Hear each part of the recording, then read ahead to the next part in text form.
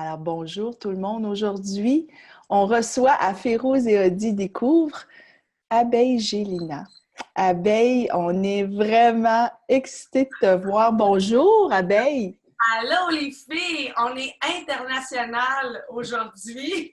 Toi, t'es à Edmonton, en Allemagne, puis à Montréal. On aime ça. Puis ce qui est le fun, c'est qu'il y a beaucoup de personnes à l'international qui vont te regarder. Je te présente tout de suite Abeille. Alors, Abeille, c'est une femme de cœur. Moi, je la considère comme une belle petite fille.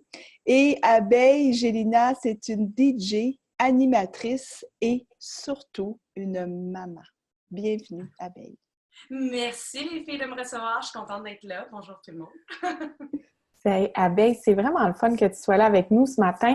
Puis, ce matin, ce midi, ce soir, ça dépend où on est, là. Est-ce que tu te considères comme spirituelle, toi? Oui, certainement. Faut dire que je suis née dans une famille artistique à la base. Ma mère, mon père étaient dans les arts et la manière qu'ils nous ont éduqués, c'était très libre.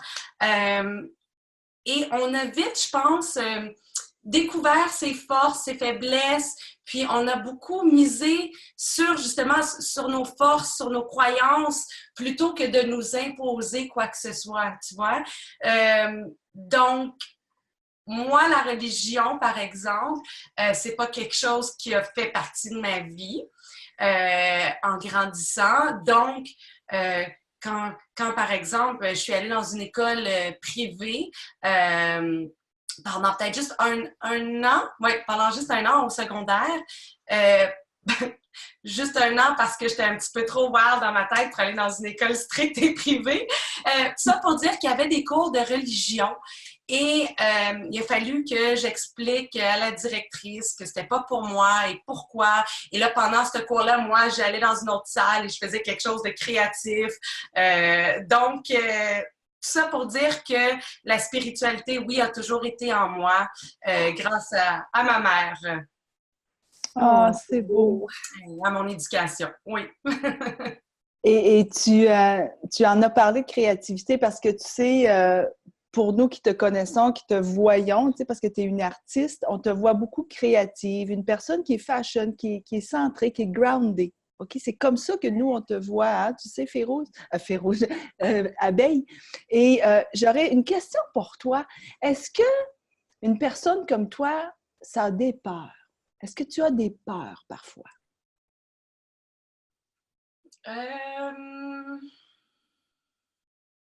Ça fait pas partie beaucoup de mon vocabulaire, le mot peur.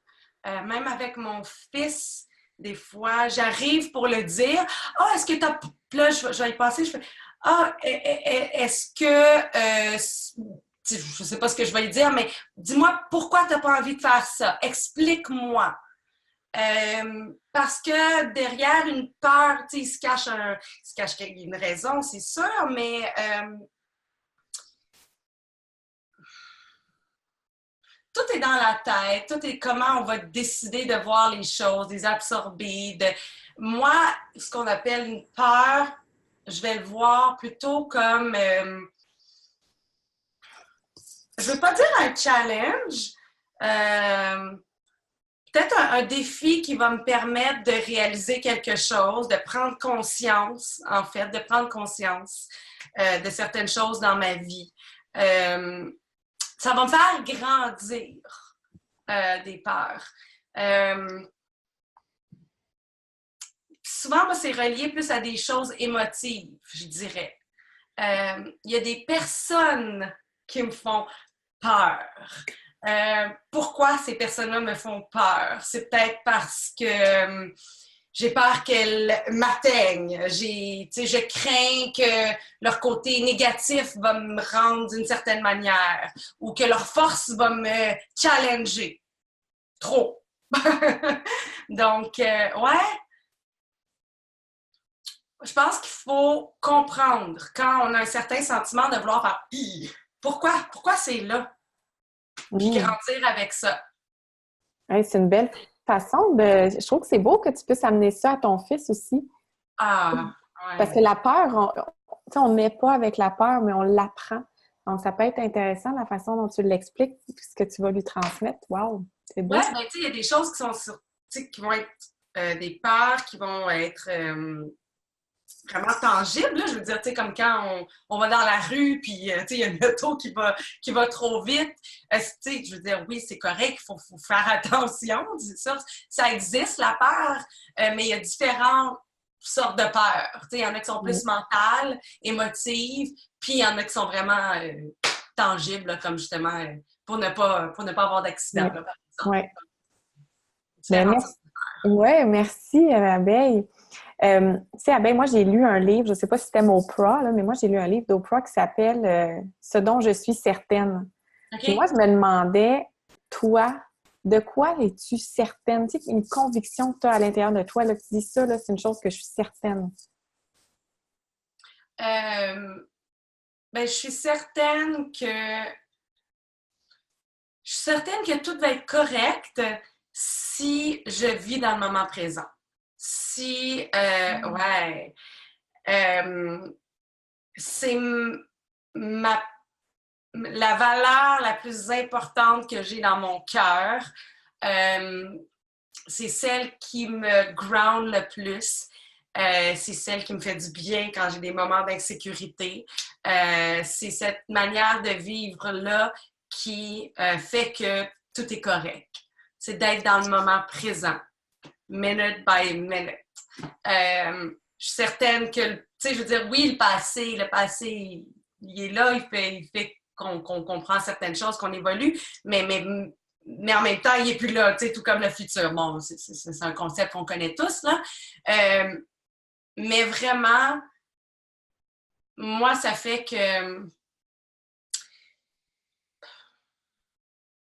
Oui, ça fait que je me pose pas 10 000 questions dans la vie. Tu sais, où tu te vois dans 5 ans. Tu sais, des questions comme ça, j'ai des ambitions, mais je fais vraiment confiance en la vie puis au moment présent. Puis c'est ce qui fait que je vais rester, comme je disais, que je vais rester grounded. Donc, ça, c'est, je pense, la valeur que ma mère m'a apportée la plus précieuse. Puis elle est fille. Mon fils, il a 3 ans, là. Tu sais, je lui dis, là, au moins une fois par semaine, on va avoir cette discussion-là, là, sur... Tu sais, il va pleurer parce qu'il veut pas aller à la garderie, mettons, là. Puis là, zin. C'est le matin, là, qu'est-ce qu'on est en train de faire? On est en train de déjeuner, on est en train de manger, c'est le moment présent. Garderie, c'est tantôt, c'est pas tout de suite. Tu sais, ça n'existe pas. On est ici. Puis là, il arrête de pleurer. Tu sais, parce que pas besoin de m'en faire pour tantôt, là. On est là. Ouais. C'est fabuleux. Oui, c'est beau, ça me donne des frissons. C'est comme, on a tellement besoin de ça. Mais tu vois, c'est un concept qui est simple pour toi, Abeille. C'est la raison pour laquelle on voulait que tu sois avec nous, tu sais, parce que tu deviens... les gens vont s'inspirer, tu sais, c'est pas donné à tout le monde hein, d'être dans son moment présent, mais ça m'arrive souvent de dire « Hey, je suis pas ici, là, sois ici, là, présentement. » Alors, la question que j'aimerais te poser, c'est quoi ta recette, toi, du bonheur? Oh my God! Oh là, écoute, je sais pas c'est quoi ma recette du bonheur. Puis, tu sais, ce que tu viens de me dire, en fait, faut que je me le rappelle souvent que c'est pas donné à tout le monde. Parce que c'est facile pour moi, mais des fois, je l'oublie. Puis là, je vais parler à des copines qui ont, tu sais, peut-être qui ont des problèmes, qui passent à travers des trucs, là. Puis je suis comme, ben là, voyons, ben, pourtant, c'est pas si compliqué que ça. Puis là, c'est ça. Je me souviens que, bon, OK, j'ai ce cadeau de la vie-là, d'avoir ce qu'on dit, le bonheur facile, là. Mais je pense que moi, mon challenge, c'est d'accepter que, justement, d'accepter que les gens sont pas tous, voient pas tous toute la vie de la même manière, puis d'aimer les autres dans leurs différences. et de les accepter avec ça. Parce que c'est facile de devenir comme annoyed, tu sais. Voyons, elle est donc bien négative, ou tu sais, hey, tu sais, je veux dire, c'est pas, tu sais, souvent, c'est pas de la faute à la personne, tu sais, c'est peut-être juste un éveil qui n'est pas arrivé encore, tu sais. Puis je pense que si je peux aimer plus, être plus patiente, tu m'as demandé c'était quoi ma recette, puis je réponds pas du tout à ta question, là. Moi, je trouve que mon tu y challenge dans la vie. Je trouve que tu y réponds, Abeille. T'es vraiment... tu réponds. La recette, on la ressent. Continue. Tu disais donc. Oh, c'est beau. Ben, je veux dire merci à ma maman, en tout cas. Ouais, la spiritualité, c'est pas quelque chose d'ésotérique pour moi, tu sais. C'est pas... j'ai pas de rituel, j'ai pas de... C'est une façon d'être dans le quotidien. Des fois, je le suis. Des fois, je le suis pas en tout. Mais je sais que c'est quelque chose qui est tout le temps là pour moi. Qui me fait ça me fait tout le temps du bien d'y revenir. Puis, tu sais, des phases où je suis pas connectée pas en tout, puis je suis peut-être pas dans le moment présent, puis ça peut peut-être durer quelques jours, ça va peut-être durer une semaine. Puis à un moment donné, voyons, on dirait que je file pas. Puis là, tu sais, je vais y réfléchir, puis là, je vais me poser des questions. Puis là, à un moment donné, là, ça va être simple, là, ça va être... j'étais pas là. J'étais ailleurs, on en parlait tantôt, j'étais peut-être dans des peurs, ou plus simple que ça, j'étais juste pas connectée, tu sais. Puis c'est correct aussi, tu sais, puis on y revient, puis comment on fait pour l'être, puis pour être connecté, ça, j'ai pas non plus vraiment la réponse ou la recette, mais pour moi, c'est vraiment, là, tu sais, aussi niaiseux puis cliché, là, que de regarder par la fenêtre, puis tu sais, de peut-être voir un rayon de soleil, puis de me fermer les yeux, puis de faire comme it's okay, tu sais, puis d'apprécier les petites choses, puis de prendre les challenges aussi comme un cadeau, tu sais, parce que ça va me faire évoluer, ça va me faire voir autre chose, puis puisqu'à un moment donné, le confort, puis là, tout est beau, tu sais, ça peut être... on n'avance pas non plus, tu sais, c'est correct. Et j'aime ça t'écouter, Abeille. C'est drôle. Tantôt, là, Odile t'a présenté comme une petite fée. Elle t'a dit je te vois comme une fée. Puis je trouve ça vrai. Oui, non, mais t'as un cœur d'enfant. Il y a une belle joie de vivre autour de toi. Je trouve ça beau parce que, tu sais, il y a une simplicité. Tu sais, t'es une artiste, t'es DJ. Comme elle disait, t'es super fashion, mais en même temps, on voit qu'il y a des belles choses de la vie simple qui te rendent heureuse puis qui te ground. Je trouve ça le fun. Ah, vraiment. C'est beau à voir. Merci. Ouais. Tu sais, même à la limite, des fois, tu sais, j'ai presque, pas un complexe, mais tu sais, c'est comme, c'est pas facile, des fois, de vivre avec cette espèce de, je sais pas si je vois là, mais justement, de vivre avec ce bonheur facile. Tu te sens quasiment pas normal, puis tu sais, ça peut avoir de l'air fake. Ah, c'est ça peut avoir de l'air fake. Puis voyons, tu sais, quasiment pas connecté, ou pas connecté, mais ouais, fake.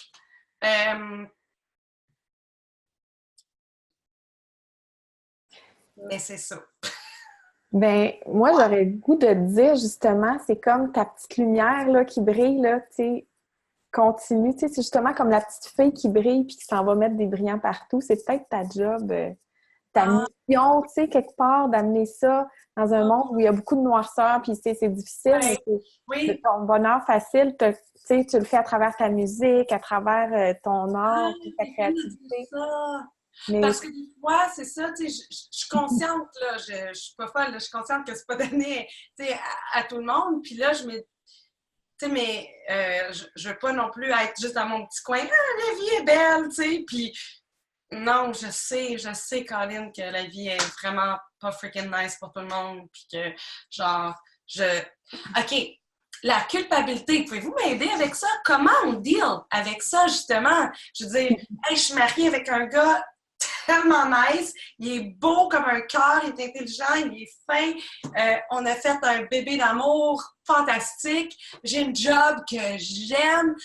J'ai mes 2 bras, mes 2 jambes, ça va. J'ai une famille hallucinante, tellement belle. Comment on dit avec ça, de se sentir un peu comme... Des fois, je suis comme, hey, I'm so sorry. Tu sais, I'm so sorry that everything's okay.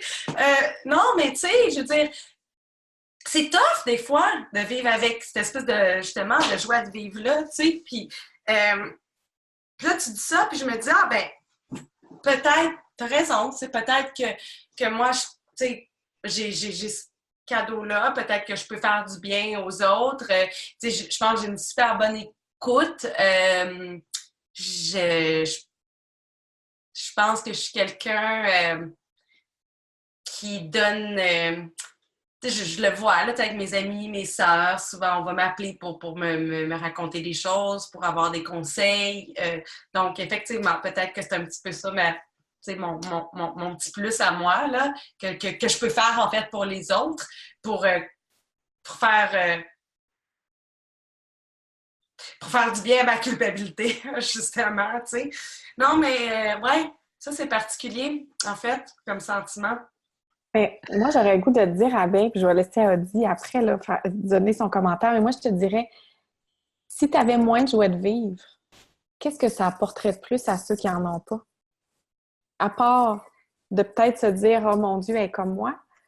Donc, il faut vraiment que tu puisses te voir comme une étoile qui monte, puis plutôt comme quelqu'un qui va aspirer les gens à vouloir être comme toi. Puis peut-être que tu fais une différence dans la vie des gens, même peut-être des gens que tu croises dans la rue. Ils voient juste tes beaux grands yeux bleus, ton sourire, ton énergie, puis ça fait comme « Elle a fait ma journée, cette fille-là. » Tu dis un bonjour, tu mets ta musique, ou peu importe.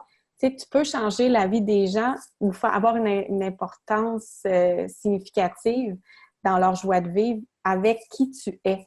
Puis ça, ben, il faut pas que tu diminues ta lumière, justement, parce que tu l'as, c'est facile pour toi, c'est simple, ben, utilise-la à plus grand escient encore, parce que que tu l'aies pas, là, tu serais pauvre, triste, là, puis tu pleurais, là, tu pourrais rien changer. Tu sais, je veux dire, tu n'apporterais pas de plus à ces gens-là qui, eux, en ont peut-être, ils ont moins de chance que toi. Merci. Don't dim your light. Merci beaucoup. C'est important, tu sais, puis il nous reste 2 questions pour toi. Tu vas voir que... ouais, juste 2. On continuerait plus longtemps, mais écoute, pour poursuivre sur ce que Férouz disait, tu sais, les femmes qu'on coach, nous, c'est justement à pouvoir trouver une liberté d'être. Et c'est pour ça qu'elles viennent nous voir. Comment je fais pour être libre à l'intérieur de moi? Et pourquoi elles le font, c'est que le jour qu'elles ont justement cette lumière-là, mais cette lumière-là se diffuse autour et les autres veulent devenir comme elles. C'est un peu ce qu'on fait, tu sais, avec le chaînon. Avec le chaînon, on nous dit « change pas, arrive avec tes diamants, arrive comme tu es » parce que les femmes vont pouvoir dire « hey, moi, je veux être comme cette lumière » et on leur fait du bien à ces femmes-là qui sont toutes des femmes de lumière. Parce qu'avoir être lumière, c'est à l'intérieur, tu sais. Alors, toi, c'est peut-être ça, ta mission. Alors, on est en train de trouver ta mission. C'est d'être lumière, puis que les femmes vont vouloir être lumière comme toi. Alors, l'avant-dernière question. Si tu pouvais changer le monde, que changerais-tu?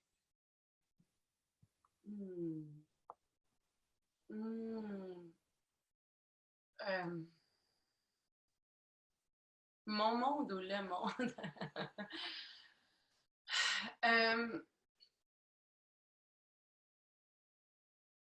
peut-être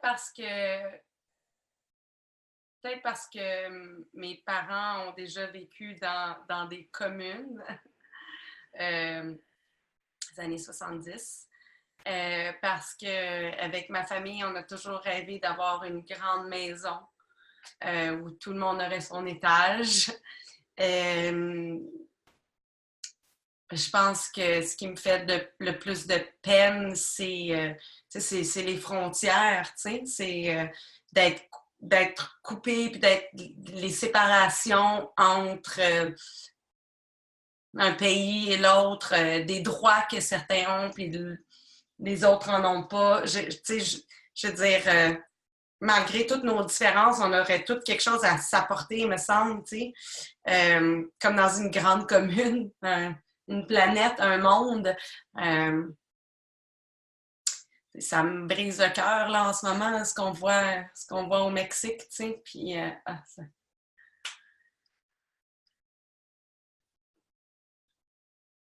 Mais je sais pas ce qui va arriver, je sais pas ce qui va arriver à ce monde-là, puis je sais pas comment ils vont... J'aimerais tellement ça pouvoir voir là, dans quelques années, dans 20 ans, dans 30 ans, comment on va dealer avec ces frontières-là, puis...